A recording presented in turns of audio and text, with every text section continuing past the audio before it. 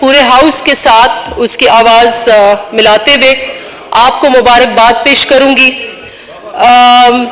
آپ ایک خالص حقیقی پاکستان پیپلز پارٹی کے کارکن ہیں اور وہ تاثرات جو پوٹوہار کے عوام کے تھے اس دن جب یہ پورا ہاؤس گونج رہا تھا آپ جیسے اس منصب پر آئے, یہ عکاسی کرتا ہے کہ آپ پاکستان پیپلز پارٹی کے جیالے کارکن اور حقیقی عوامی نمائندے ہیں. جناب اسپیکر, آپ شہید ذوالفقار علی بھٹو کے فلسفے پر گامزن ہیں اور آپ نے شہید بی بی کا بھی ساتھ دیا. مجھے یاد ہے اس وقت جب کہ آپ اسپیکر کے عہدے پر اپنے فرائض انجام دے رہے ہیں, یہ ملک میں بہت ہی ایک ہم نازک نہج پر کھڑے ہوئے ہیں. مجھے یاد ہے کہ 2012 میں بھی ایسا ہی ایک کرائسس تھا کہ ایک الیکٹڈ وزیر اعظم کو کورٹ کے ذریعے ڈسکوالیفائی کیا گیا. ہماری جماعت کے اوپر بہت نازک ٹائم تھا, لیکن اس وقت بھی پارٹی قیادت نے آپ کو یہ ذمہ سونپا اور آپ نے بہت خوش اسلوبی سے جو ٹائم بچا تھا ہماری اسمبلی کا وہ آپ نے پورا کیا. اور اس وقت بھی بہت ہی نازک ٹائم ہے اور اب سے لے کر اس اسمبلی کی جو وقت ہے وہ 15 ماہ میں پورا ہونے والا ہے. اور اس وقت اگر میں پاکستان تحریک انصاف کے اوپر اتنا مطالعہ نہیں کروں گی کیونکہ وہ اس وقت موجود نہیں ہے, اور اس ہاؤس کا بھی تقاضا یہ ہے کہ اپوزیشن یا ہم اس وقت ان کی گلہ کریں جب وہ جواب دے سکے. لیکن میں یہ ضرور کہوں گی کہ پی ٹی آئی کے یہ 4.25 سال ایک طوفانی رات کی طرح تھے.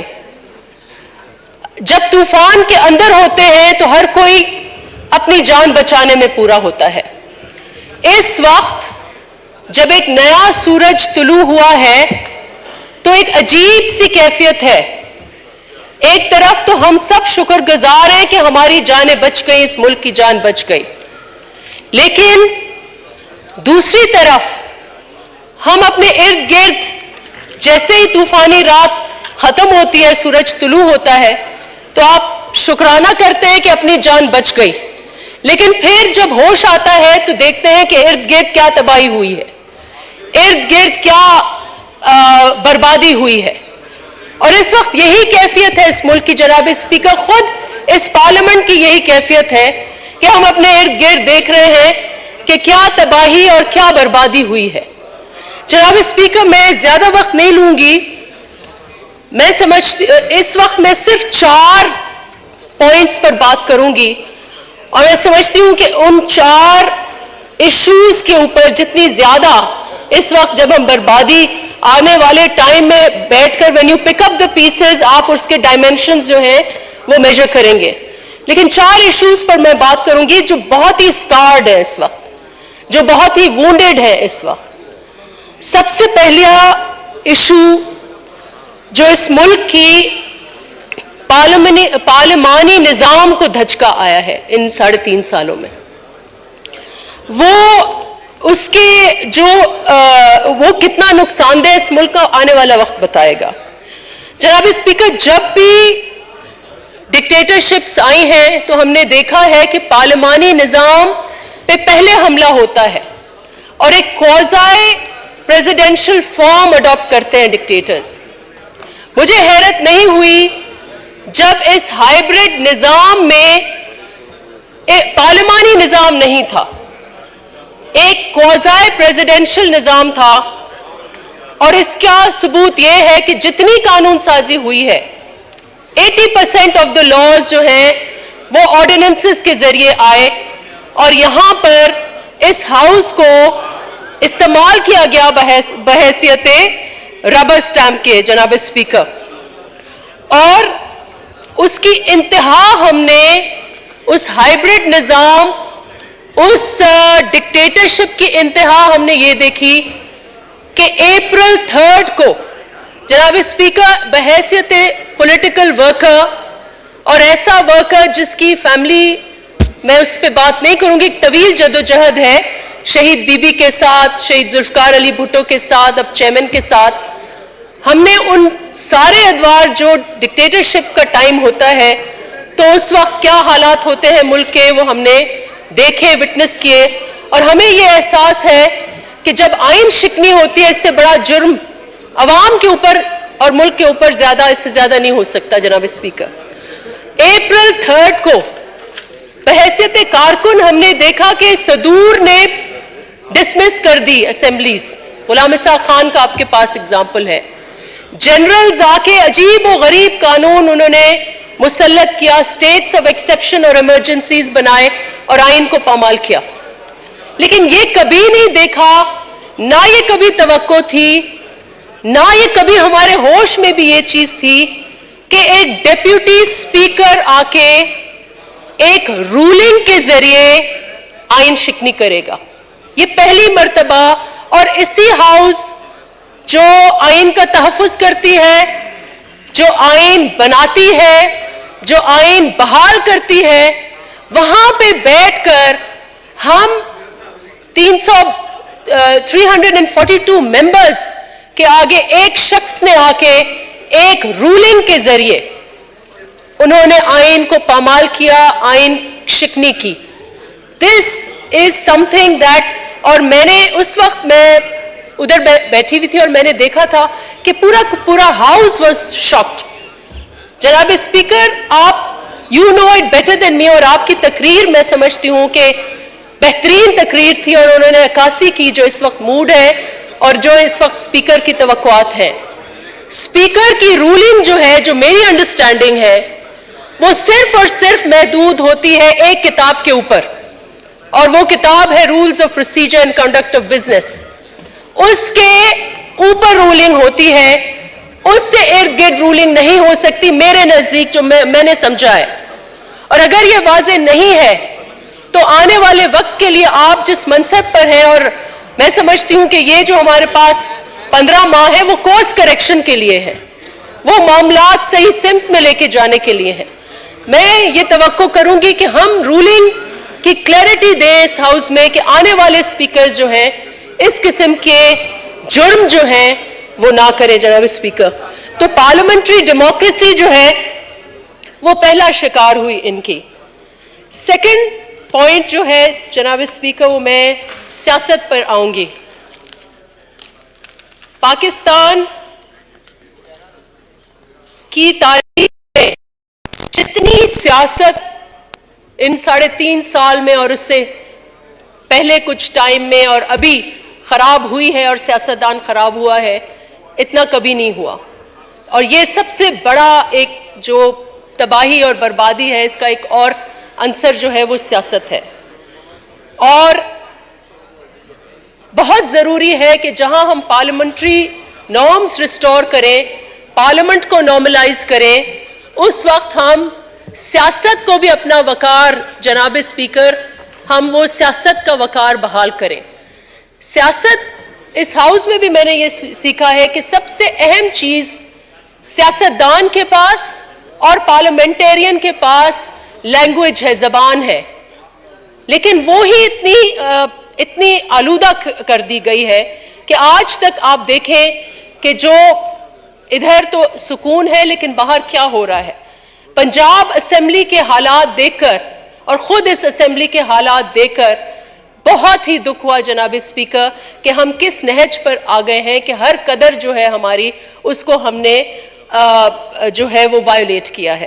تو بہت ضروری ہے کہ ہم سیاست اور سیاسی قدریں، سیاسی طور طریقے جو ہیں وہ ریسٹور کریں۔ اینڈ آئی ایم ہیپی، ایک چیز میں خوش ہوں کہ اس وقت جیسے بھی I personally am not happy کہ اپوزیشن موجود نہیں ہے، اپوزیشن کو ہونا چاہیے، اور میں یہ کہوں گی کہ جہاں پارلیمنٹری سسٹم کو ریسٹور کرنا ہے وہاں آپ اور ہم مل کر یہ کوشش کریں، اور یہ مسئلے کے حل کی طرف ہوگا کہ ہم اپوزیشن وہ اس وقت استعفے انہوں نے دیے ہیں، لیکن بہت اہم ہوگا کہ وہ ہاؤس میں اندر آئیں. This house will not be complete اگر وہاں خاموشی ہوگی. وہاں ہمارا صحیح، اس وقت ہم حکومت ہیں، صحیح اکاؤنٹیبلٹی اس وقت ہوگی جب آواز وہاں سے آئے گی، اور یہ ہمارا ایک پہلا چیلنج ہوگا کہ ہم اس ہاؤس کو کیسے کمپلیٹ کرتے ہیں اور سیاسی قاعدے قواعد جو ہیں وہ کیسے ریسٹور کرتے ہیں. جناب اسپیکر، ایک اور میں کوشن ضرور کروں گی کہ ہمیں ایک فالس سینس آف کمفرٹ نہیں ہونا چاہیے کہ ایک عدم اعتماد کے بعد اب نارملائز ہو جائیں گی چیزیں. اس ہاؤس کے باہر ایک سیاسی تناؤ کی کیفیت ہے، اور اس سیاسی تناؤ کو ہمیں انڈر ایسٹیمیٹ نہیں کرنا چاہیے. ایک شخص اس وقت مجھے نہیں پتا کہ وہ حقیقی انقلاب ہے اپنے ذہن میں یا ان کے کچھ جو سپورٹ بیس ہے، لیکن ایک انقلاب کی ان کے نظر انہوں نے ایک موڈ کریٹ کیا ہے، جیسے وہ بغاوت، انقلاب، جو بھی آپ اس کو سمجھیں، لیکن ایک سیاسی تناؤ اس ملک میں موجود ہے. اور اگین اس ہاؤس پر اور آپ پر اور جہاں یہ سیاسی قیادت ہے جنہوں نے یہ ریسٹور کیا اس فورم کو، اس پارلیمان کو، اس کے اوپر یہ انحصار ہے کہ ہم اس سیاسی تناؤ کو، اس سیاسی کشیدگی کو کیسے کم کر سکتے ہیں. اور ڈائیلاگ جو ہے، جہاں جو حکومت اس وقت بیٹھی تھی، انہوں نے ان کا، میں سمجھتی ہوں کہ مین فالنگ یہ تھی، فیلئر یہ تھا کہ انہوں نے ڈائیلاگ جو ہے، مجھے بہت حیرت ہوتی تھی جب ڈائیلاگ بھی ہمارے عسکریت قوتیں جو ہیں وہ ڈائیلاگ بیٹھ کر کراتی تھی. That was the height of irony کہ ڈائیلاگ بیٹھ کر اسٹیبلشمنٹ کرائے. تو بہت ضروری ہے کہ اس وقت سیاسی تناؤ جہاں بھی، جتنی بھی اس کی بیس ہے، وہ جنگ کا میدان جہاں بھی بنائے ہوئے ہیں، وہ storm in A T cup ہے یا حقیقی ایک سٹارم ہے، بہت ضروری ہے کہ ہم اس سیاسی تناؤ کو کم کریں. تو یہ میرا سیکنڈ پوائنٹ تھا. جو تھرڈ بربادی کا جو عنصر چھوڑ کے گئے ہیں، اور وہ ایک بہت ہی سیریس چیز ہے، اور میں دیکھ رہی ہوں ارد گرد کہ ایک طرف جہاں لوگوں کو ایک کمفرٹ ہے، ایک بہت بے چینی اس ملک میں اس لیے ہے جناب اسپیکر کہ معیشت اس ملک کی بہت بہت برے حال میں ہے جناب اسپیکر، اور بہت ضروری ہے کہ اس معیشت کو بحال کرنے کے لیے ہم ایک مشکل فیصلے کریں. کوئی نہ کوئی پلان. اس وقت یہ کیوں ایسا تاثر جا رہا ہے کہ we are not ready. We should be ready. We should have been ready. And if we are not ready we must immediately be ready. اور اس کے لیے میں ہم حکومت ہیں، پہلے تو میں یہ ضرور کہوں گی کہ please let us give this اے نیم، کیونکہ ہم بار بار کہتے ہیں combined opposition. It is very important کہ یہ جو کولیشن ہے اس کو ہم کوئی نام دیں، allied coalition parties or combined democratic alliance or something. We have to give this a name so we know that this is a government. لیکن میں آپ کے توسط سے جو پرائم منسٹر صاحب ہیں اس کو ضرور کہوں گی کہ immediately fill for within the next 3 days کوئی نہ کوئی پلان ضرور لے کے آئیں، نہ صرف اس معیشت کے لیے لیکن overall اس ملک کی ہماری جو اسٹریٹجی ہوگی ان 16 ماہ کے اوپر، اس میں آیا اس پارلیمان میں کیا ریفارمز ہوں گے، گورنمنٹ کیا ریفارمز لے کے آئے گی، کون سی کورس کریکشن ہوگی. اگر 100 ڈیز کا پلان نہ بھی دے، کوئی نہ کوئی پلان ضرور دے کہ ایٹ لیسٹ دا پیپل، ایک جو کنفیوژن ہے وہ کنفیوژن ختم ہو. تو آئی وڈ ریکمینڈ کہ اور جناب اسپیکر میں یہ بھی ریکمینڈ کروں گی کہ ہم اس وقت بہت ضروری ہے جو معیشت کے حالات ہیں. شری لنکا ہمارے آگے ایک ایگزامپل ہے. That is a south Asian economy جس کی سمت، جس کے معاملات پاکستان سے بہت ملتے جلتے ہیں. ان کی ایکسٹرنل ڈیٹ نے ان کو ڈبویا and they are nearly declared, I think they have declared bankruptcy. ہمارے بھی ایکسٹرنل ڈیٹ، ایک روپی ڈیٹ ہے، ایک ایکسٹرنل ڈیٹ ہے، لیکن external debt is totally unsustainable جناب اسپیکر. اور بہت ضروری ہے کہ جو نیکسٹ اجلاس ہو वहाँ शहबाज शरीफ साहब, honourable prime minister, I congratulate him, he speaks of charter of economy. बहुत ज़रूरी है कि इमीडिएटली एक हफ्ते रोक के जो पहला इजलास हो वो मईशत के ऊपर हो और वो मईशत के हवाले से चार्टर ऑफ इकोनॉमी हो या प्री बजट सेशन हो। I think unless there is no pre budget session, इतने बड़े मसाइल हैं, पहाड़ों की चोटियों से बड़े मसाइल हैं मईशत के, अगर यहाँ से विजडम नहीं जाएगी तो फिर हो सकता है अगेन एक ऐसा बजट आ जाए जिसमें कलेक्टिव विजडम ना हो। तो आई वुड रिकमेंड कि some form of a plan should come and a pre budget session and economy का जो सेशन हो वो ज़रूर हो।